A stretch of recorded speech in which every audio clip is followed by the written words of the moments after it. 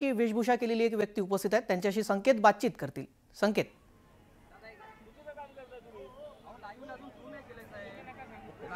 खरं तर आत्ताच मोर्चा संपलेला आहे आणि एक व्यक्ती मला इथे दिसले, भगवा जब्बा, पांढरी दाढी, डोळ्यावर चष्मा, पायात पांढरी चप्पल, हातात आणि गळ्यात रुद्राक्षांची माळा। हे वर्णन आपण जर केलं तर अर्थात डोळ्यासमोर उभे राहतात ते बाळासाहेब ठाकरे। तर काका किती वर्षांपासून ही वेशभूषा करतात? 2009 पासून हे बाळासाहेबांचा वेश करतो आहे आणि माझं भाग्य आहे की बाळासाहेब हयात असताना पण त्यांचं मी चरणस्पर्श केलं आहे आणि बाळासाहेबांचं अंतिम यात्रेला सुद्धा मला 2-4 पावलं कांदा आज लावला। राज ठाकरे आणि उद्धव ठाकरे एकाच मंचावरती दिसले अनेक वर्षांनी, कसं वाटलं? पूर्वी उद्धवराज होतं, उद्धव साहेबांचं राज्य आलं होतं। आता उद्धवराज हे कायम स्वरूपात मुंबईमध्ये एकच झेंडा असणार आणि त्या झेंडा म्हणजे तो भगवा कलर।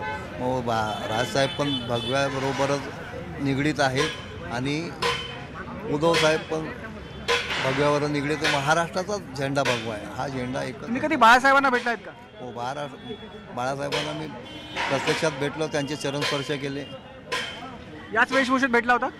नाही, मी दुपारी गेलो होतो, सफारी घातली होती। दुपारी गेलो तेव्हा सफारी उद्धव साहेबांना, उद्धव ठाकरेंना, राज ठाकरेंना कधी या वेशभूषेत भेटलायत? ते नेहमीच भेटत असतो। ते काय म्हणतात? फक्त राजसाहेबांना मी नाही भेटलो आहे आज। त्यांनी उद्धव साहेब काय म्हणाले? उद्धव साहेबांनी सांगितलं की तुम्ही या, तुम्हाला कुठचाही बंधन नाही, तुम्हाला काही विचारायची गरज नाही आणि नमस्कार तुम्ही करू नका, मी करतो, या भाषेत त्यांनी मला सांगितलं।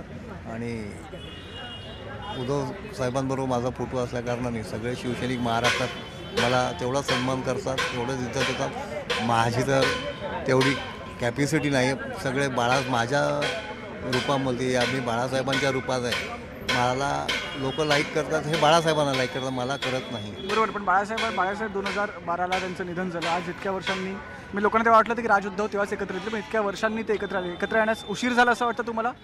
उशीर नाही, ते या कलियुगाचा नियम आहे। कलियुगाच्या नियमामध्ये असे आपल्याला जे भामटी लोक आहेत, ती भटकी लोक आहे, भटकी जमात आहे, हे भटकणारी लोक आहे, त्या भटक्या लोकांचा आपल्याला या कलियुगामध्ये माहिती पडण्यासाठी हा जो सगळा जो खेळ रचवतो तो वरच्यावाला रचवतो।